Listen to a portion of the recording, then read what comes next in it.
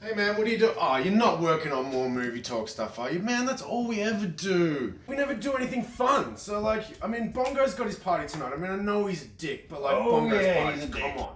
Yeah, alright, let's do it. Let's hit it up. That sounds good. Yeah, cool. Alright, I'll call an Uber.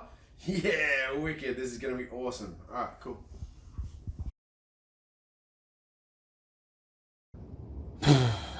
Man, this driver's never gonna show up. Yeah, look, it's probably for the best. Bongo's a real dick anyway, especially when he's drunk. Yeah, that's true. Guess we'll go do another movie review. Yeah, I guess. Yeah! Hey, has anybody seen Jenkins and that guy that looks like a hippie? Yeah, I paid the Uber driver some money not to show up. Ah, I don't want them here. Yeah, party!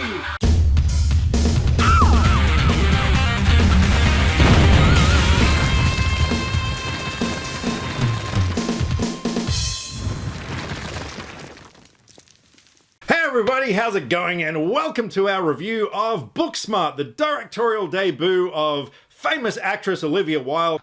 So before we get into this, I just want to say a really big thank you to Billsy and the team from Radio Metro for having us along to the premiere. Speaking of house parties, if you're having one, then you need to lock your radios onto 105.7 Radio Metro, because what was it? You may as well say. If you're gay, straight, or hetero, listen to Radio Metro.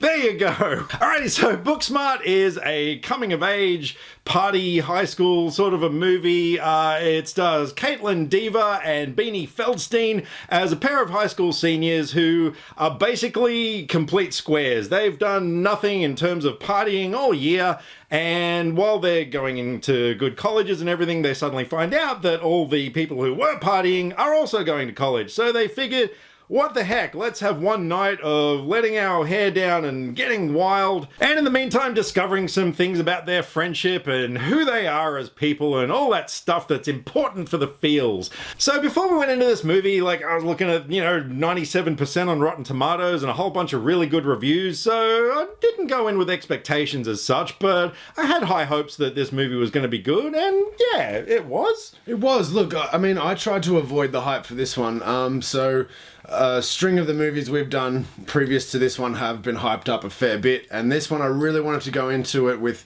pretty much knowing nothing. However, with watching the trailer only today and then hearing the score on Rotten Tomatoes, it does sort of hype it up a little bit. I will say that. So I tried to avoid the hype, but I was still stricken by the hype a bit.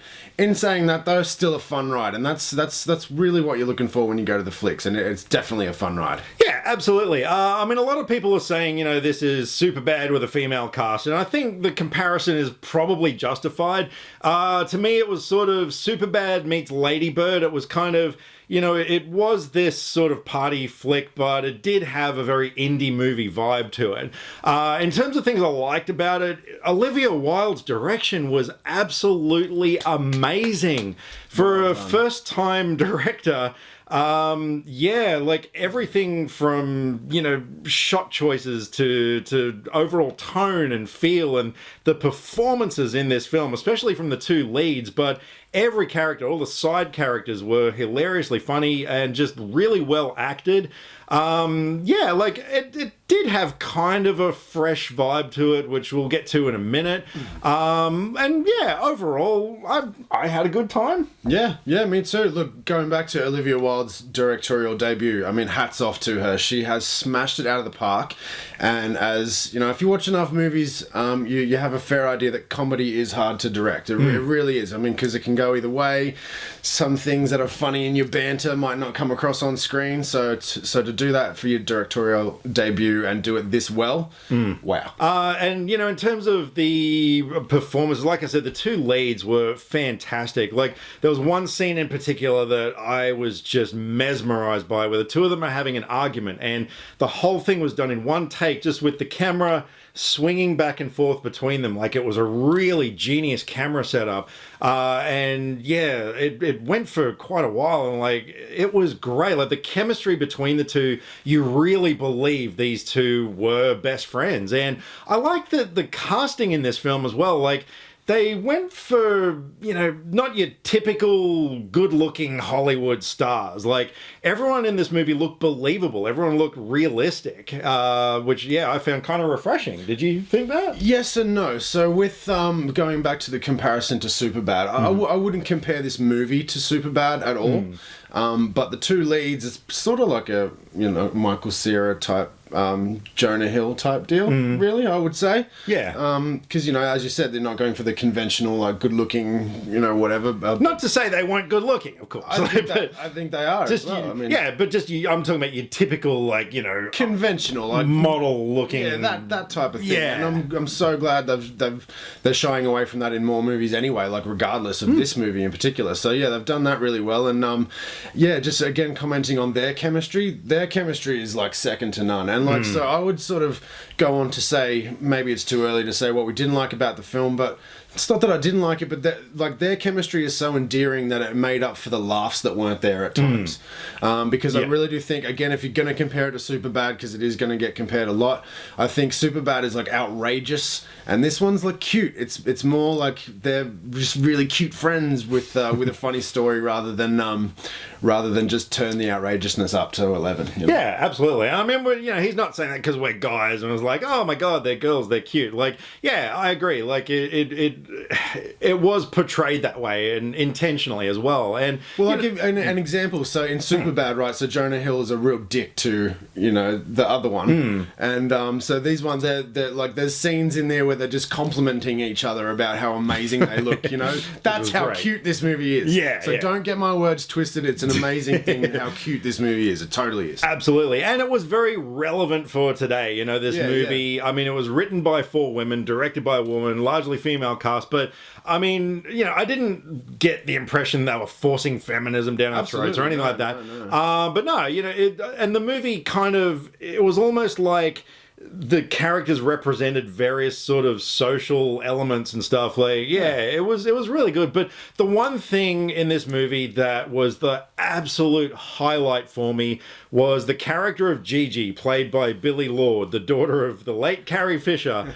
When I first saw her character, I didn't really know what to make of her. Like, for a few scenes, I didn't know what to make of her, but oh my god.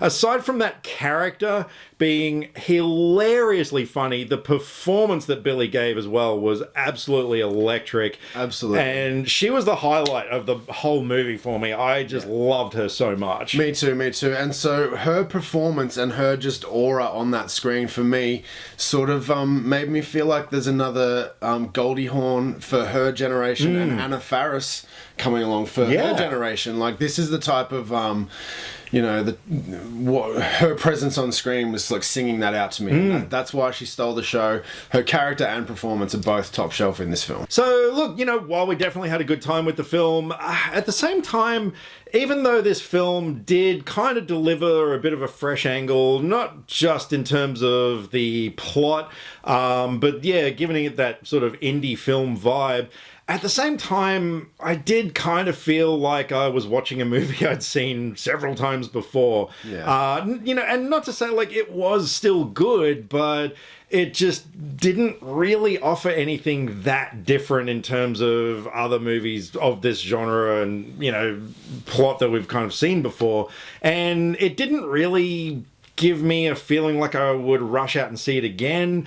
Yeah, like, it's one of those movies, it's enjoyable while you're watching it, by all means, and really well crafted, but yeah, it didn't really sort of hook me enough that I want to see it again. Yeah, I sort of agree. And that's another thing that comes down to the cuteness of this movie. It's cute for a first time, and like with college or high school movies, they're always going to be around for the next year because we're never going to run out of high school students and college students, right? So obviously, the times change, but those movies keep coming out. And there's always going to be similarities. How far can you go with college, high school party movies, really? But at the same time, the story let me down just a little bit as far as, like, you know, really they were just trying to get to a party and there wasn't really a lot more of a story than that. I mean, you know, really at the crux of it, there's things that are going to happen later, so our lead characters are inevitably going to be split up at the end of the movie and things like that. But really, just to get to the places they need to go, there wasn't a lot of, I don't know, I would have really liked a lot more outrageousness in this movie, because there's, you know, when you get like buddy movies like Harold and Kumar and Superbad and things like that, you know, it's with drugs involved as well. I mean, there's a lot of crazy things you can do, and they do in some parts, like the stop motion animation of the dolls. That was great scene. Like, there's so many shining parts in this movie, but to hold it all together, I don't know, I think it lacked a little bit. Yeah, it lacked a bit of substance and a bit of depth as well, I guess, which I know it's easy to dismiss because it's a high school party movie, but that's what I'm saying. I mean, I guess if you look at, you know, I mean, to me, my favorite high school indie movie was Napoleon Dynamite, you know, which was hilariously funny, but it also had a lot of heart to it, you know, and I think that was just something this movie was missing. So look, but that being said, I mean, I still had a great time at the movies. I would definitely recommend checking out. Olivia Wilde did a fantastic job, and I'm really looking forward to seeing what she comes up with next. Yeah, absolutely. And I am going to give Booksmart a 7.5 out of 10. So for the same reasons, I rate this movie highly as the directorial debut of Olivia Wilde, because she's done so well and has so many places to go from here. The performances in this movie from everyone, even as you said, your side characters, there's 2 drama students in there that have some really good moments. Like, everyone has a little cool moment. But yeah, just with the lack of sort of story and randomness and outrageousness when they did strive to do it. I mean, maybe it's because of the rating as well. We discussed that before. Was this M? I would say so. Yeah, it doesn't feel like an R. I'd love to see an R-rated version of this movie. But until then, I'm going to give it a 7.5 as well. Alrighty, so there you go. That is our thoughts on Booksmart. So yeah, like I said, definitely go check it out. I know there are some people who are thinking this movie is like the best movie they've seen all year. So maybe you might be one of those people. So look, I think, like, take your friends to see this movie. Like, I don't usually go see comedies a lot. You know, it's more for special effects for cinemas for me. But like, this is definitely one to take your mates with, and you know, maybe who you're with is going to bump up your idea of this movie as well. So, but tell us. Yeah, absolutely. Because I was stuck sitting next to this morose guy, and you know, I mean, this just brought it down for me. So yes, if you've seen Booksmart, by all means, let us know what you thought of it. I know it's been out in the US for a little while now, so you guys have probably already seen it. So let us know what you thought. Drop us some comments either here, Facebook, or Twitter. All the social media links are in the description below, because we like to talk about movies, and we would love to talk about movies with you. Catch you next time. Click subscribe to stay up to date with all the latest movie reviews. Skynet will be taking over any day now, so what have you got to lose? Nyah.